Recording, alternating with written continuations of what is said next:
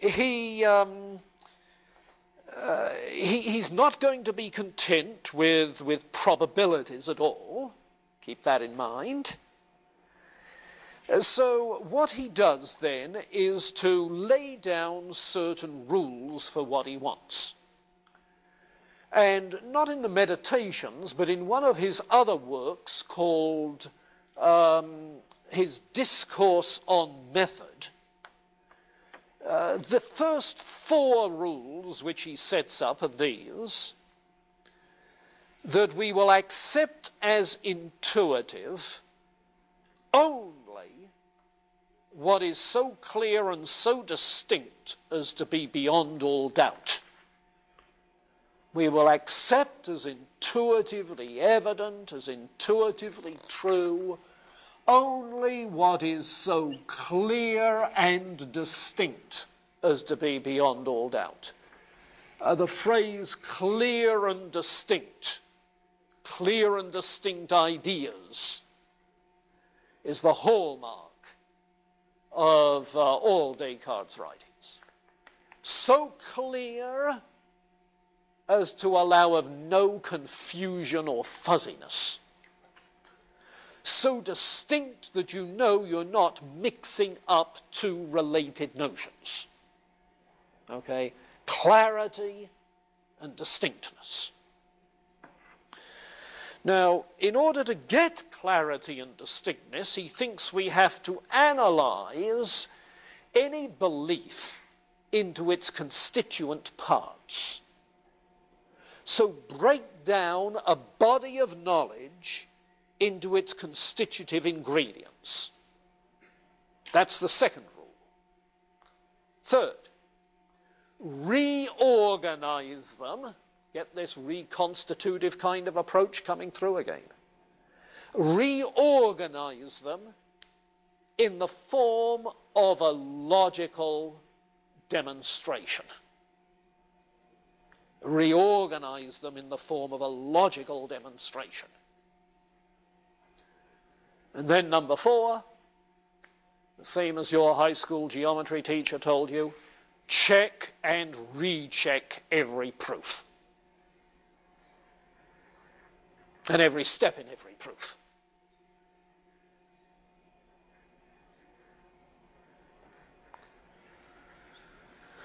Now, that's the rules he proposes.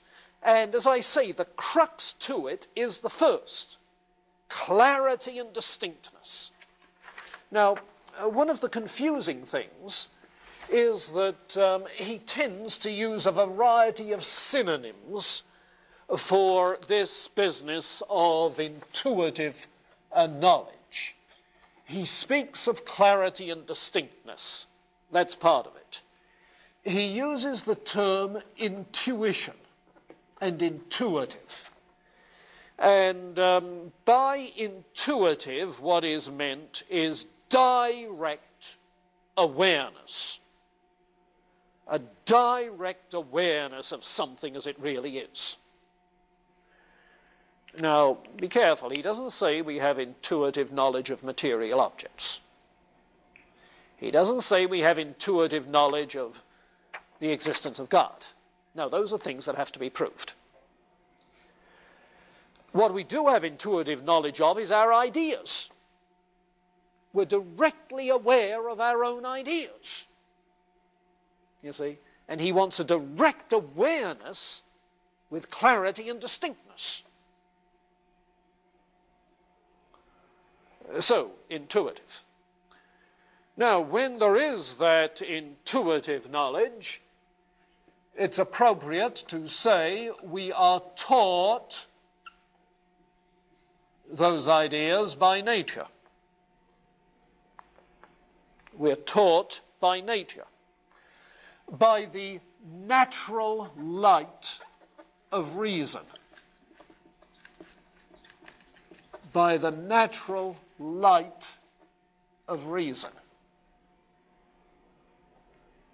Interesting phrase.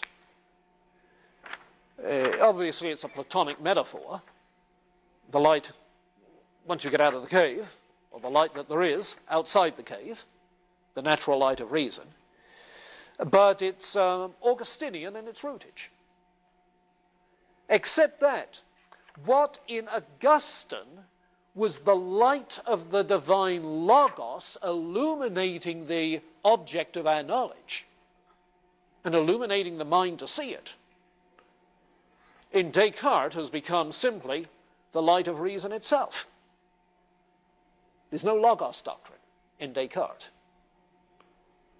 because he's not a scholastic. He doesn't have the theory of forms to give him a logos doctrine, the way it had been developed by the scholastics, you see. So what was the light of the logos now is just the light of human reason. Okay? The light of reason. He makes a distinction between objective and formal reality.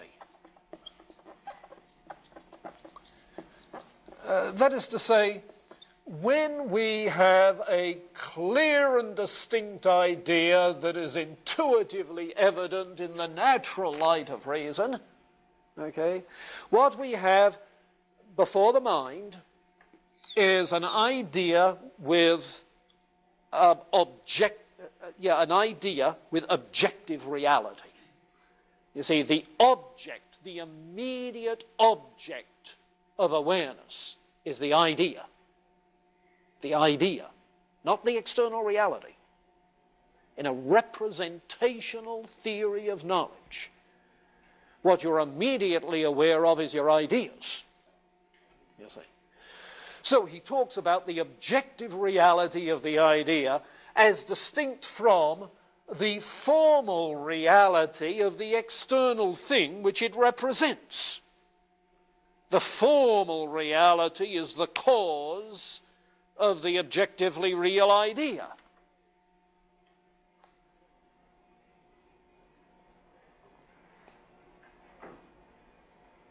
Okay?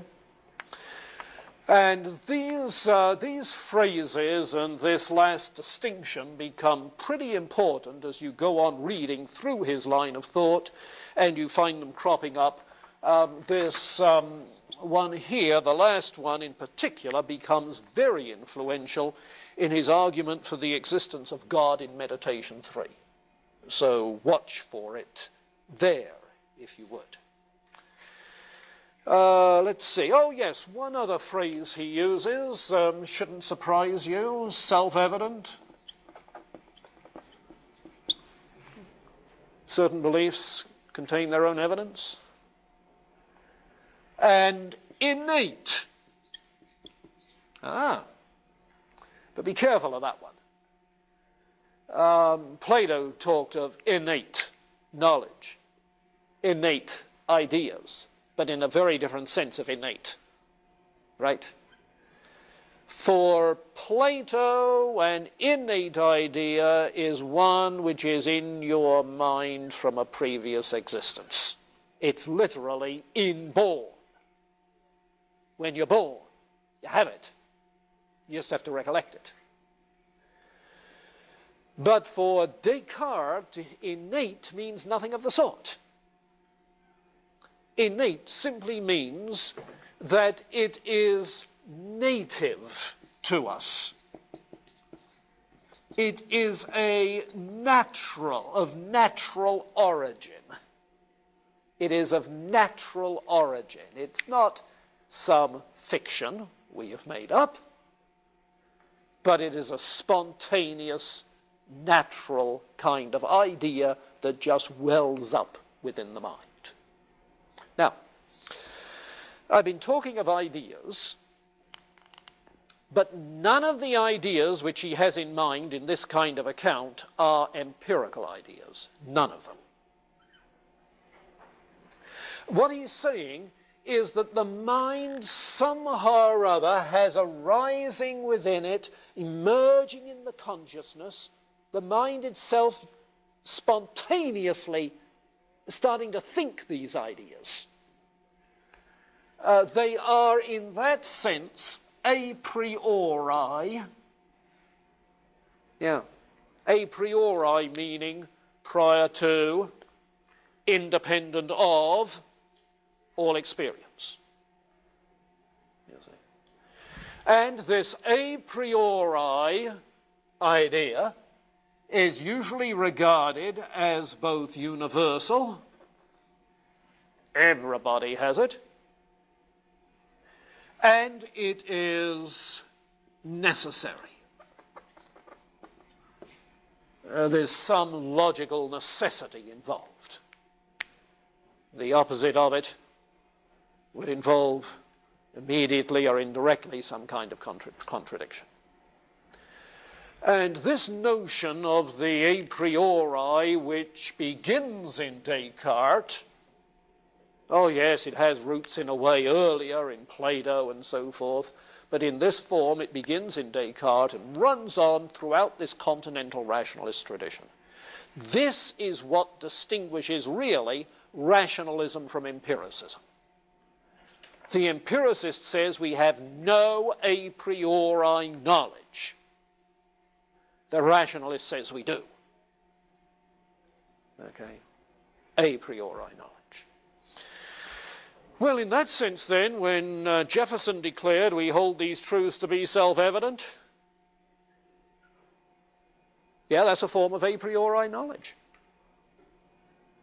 Oh, Jefferson seems to have been more influenced by the Stoics than any other philosophical tradition, and so what he may have had in mind, at least for the people in Roman jurisprudence and so forth, Locke and so on, people of that tradition, so that when Jefferson said it, he was probably using it in the sense of, that when such ideas are presented to us, they immediately become irresistible, naturally, spontaneously so, when we come to understand them.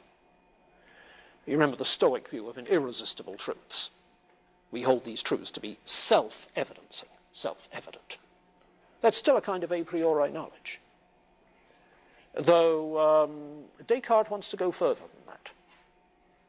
And he seems to think not of the mind not just as recognizing something when it's said, but coming up spontaneously with ideas.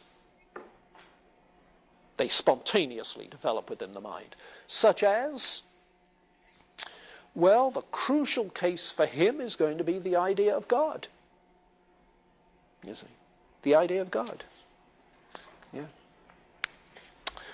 Okay, now this, what's sometimes called this intuitive criterion, an intuitive criterion of truth, is applied not only to premises, but to further inferences you draw from those premises. So that one way in which an idea comes to mind is when it stares out of your premises as you're drawing a conclusion.